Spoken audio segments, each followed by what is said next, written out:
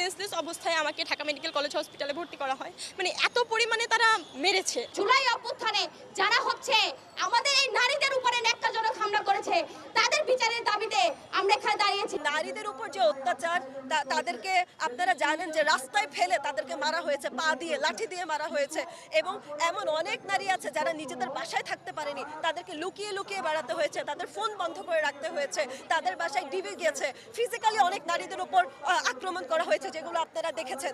এখন আমাদের বিষয়টা হচ্ছে আমাদের সরকার পরিবর্তন হলো, আমাদের অন্তর্বর্তী সরকার আসলো, আমাদের প্রশাসনে নানান ধরনের অদল বদল চললো, প্রশাসনের পরিবর্তন হলো, কিন্তু আমরা এখনো এইসব হামলার বিরুদ্ধে যে দৃষ্টান্তমূলক শাস্তি, সেই শাস্তিটা কিন্তু আমরা এখনো দেখতে পাচ্ছি না।